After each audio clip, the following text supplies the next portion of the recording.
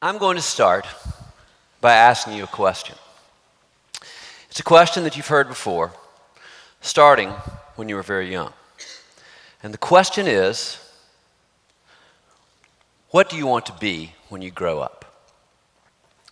An actress, a ballerina, a cowboy? What do you want to be? An Olympic gymnast, a nuclear physicist, a football star? The answer to this question of what we want to be is always presented in these perfect finished results. And that's why I have a problem with the question. And the problem lies in those perfect finished answers. Let's consider the actress for a moment, or better yet, movie star. What do you envision if you want to be a movie star? Performing in major motion pictures, receiving an Academy Award, being fantastically wealthy, having a beach house on Malibu, sitting on the deck of the beach house, sipping coffee, checking Facebook.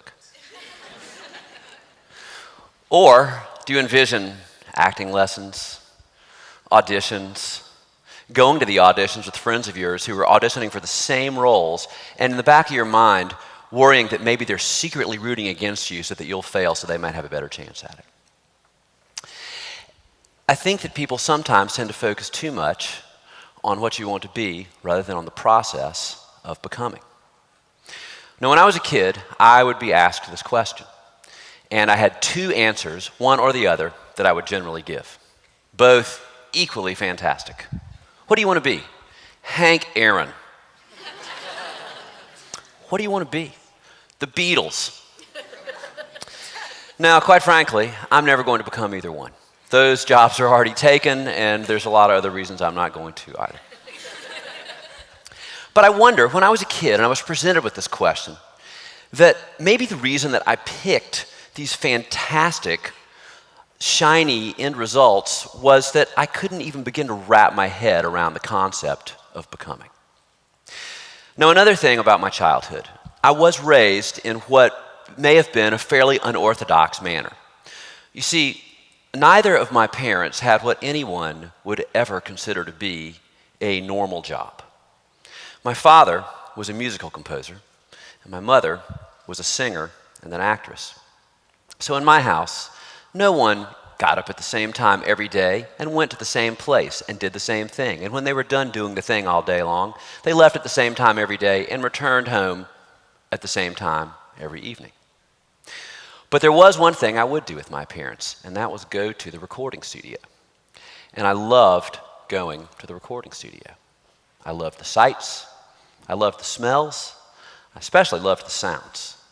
And what I enjoyed most was watching the engineers and producers at work. I enjoyed watching them interact with the musicians. I enjoyed watching them interact with the equipment. I enjoyed watching them interact with one another. And so over time, it occurred to me that something I might like to do is produce music.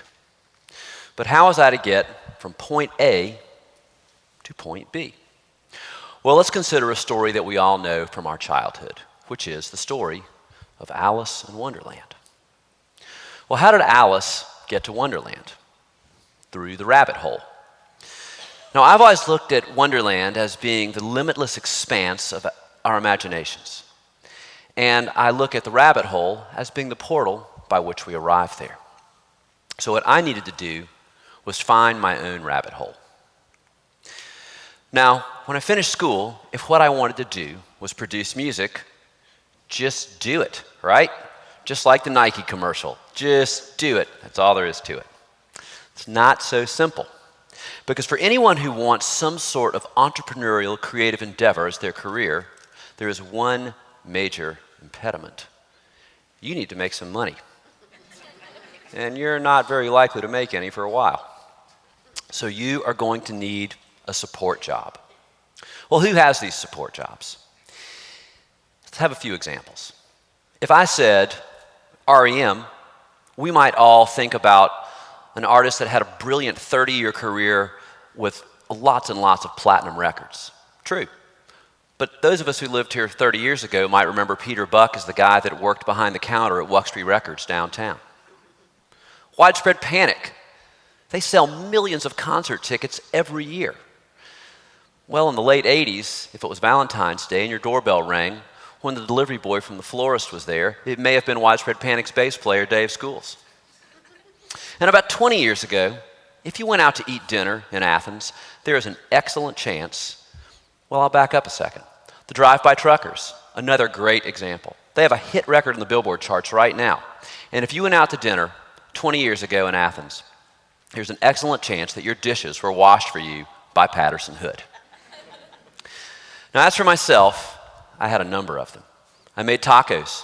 I painted walls. I landscaped. I sold things on the phone extremely unsuccessfully. And I filled cracks in parking lots. Lots and lots of cracks in parking lots.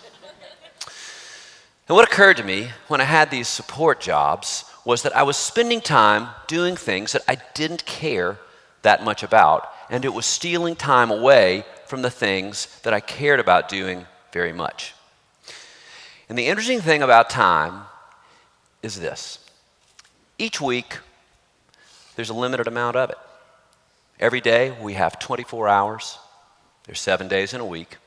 So you and I have 168 hours every week, which we can do with whatever we want. Now, if I'm spending 40 of those engaged in some sort of support job, that is 25%, well, almost 25% of that time. And that does not even begin to take into consideration eating, sleeping, bathing, etc., etc., etc. When I started my career in music, like many people, I started out playing in a touring band. And we ate in a restaurant twice a day when we were on tour. And on those tours, stopping to eat in a restaurant, I'd have a soft drink or a cup of coffee or a glass of iced tea with my meal. That's $2 a drink, 2 times a day, 7 days a week, $28 in today's money. Now, a support job typically pays minimum wage, which is about $7 an hour. So it occurred to me that I was essentially drinking about 4 hours a week of my time. So I decided to stop doing that and start drinking water. But I didn't do this so that I would have 28 extra dollars per week in my pocket. I did this so that I would have 4 extra hours that I could not schedule at my support job. And after I did this, I started finding other ways where I could save a few dollars here and a few dollars there. But I stopped thinking about this as saving money. Instead, I started thinking about it as creating time. So I would think of it as, I just saved 20 minutes to finish that guitar solo. I just saved 3 hours to mix that track, and so on and so forth. Now, as I did this, I discovered a few things. First, I cared very little about what I was giving up. And I cared quite a bit about doing what I love. And I also discovered that the more I did what I loved, the better I got at it. The more I engaged in the process, the less I worried about the result. Now, when I think about process and results, I think of 2 examples from the world of sports. The first one is John Wooden, the legendary coach of the UCLA men's basketball team in the 1950s, 60s, and 70s. John Wooden claimed that he never looked at the scoreboard during the games. He felt that if his team did it the right way, up and down the court each time, at the end of the game, the scoreboard would take care of itself. Another example is a little more personal, which is from the 2006 Masters tournament at Augusta National, which I attended with a friend. When I was at the tournament, I saw Canadian golfer Mike Weir hit a drive down the fairway towards the 9th hole. Unfortunately, the ball sailed over the green and down a hill on the backside of the green, landing in some tall grass. The gallery let out a collective, "Ah," and positioned themselves next to the green where they could, hopefully, see the ball come up over the top, go in the hole. I, on the other hand, walked around to the backside of the green and stood there by myself, and watched Mike Weir and his caddy engaged in an intense, quiet conversation. No doubt discussing how are we going to get this ball out of this long grass, up a hill, onto a flat surface, down into a hole that we can't see while tens of millions of people watch this on television. My friend was with the gallery group, and he called down to me, "Hey, you can see the hole from up here." To which I responded, "No thanks. I'm more interested in process than results." At that moment, the gallery had gone completely stock still silent, and the only sound that could be heard was my voice. Mike Weir's caddy looked up at me and went, "Shh." I was totally embarrassed. And I stood there, red-faced, completely silent, and as still as I could possibly stand. And in that moment, it occurred to me that what I just said, "I'm more interested in process than results," had never actually come out of my mouth before. And the reason it had never come out of my mouth before was because that thought had never occurred to me before. But I also realized that it had been a running theme throughout my life, one that had grown as I matured. Now, I do think it's important to have a target, just like Mike Weir had the target of the hole he couldn't see on the top of the hill. When you get out of school and you're going to start your career, I think there's two ways that you can go about it if you have some dream that you want to pursue. You can start out doing what you love and loving what you do, or you can start out getting a safe job and earning some dependable income, having some security.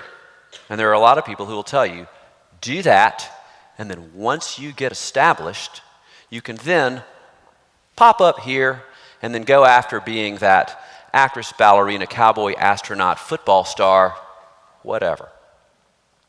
Except nobody ever actually successfully executes it that way. On the other hand, you might start on this one, and you do what you love, and you love what you do. And at some point, circumstances may dictate otherwise, that you've just got to get a real job. Well, I encountered such a scenario as a young man in my mid-20s. I had a wife, and I had a baby. And I had another baby on the way. And I made very little money. And I talked to my father, and I told him, I think I got to get out of this rock and roll business and get a real job, support my family. Much to my surprise, he did not say, "Well, you finally come to your senses. Good for you. You gave it a good try. Get on with your life." Instead, he said, "I think you're being a little hasty. Don't give yourself anything to fall back on. You'll fall back on it. Give it another year." And so I did.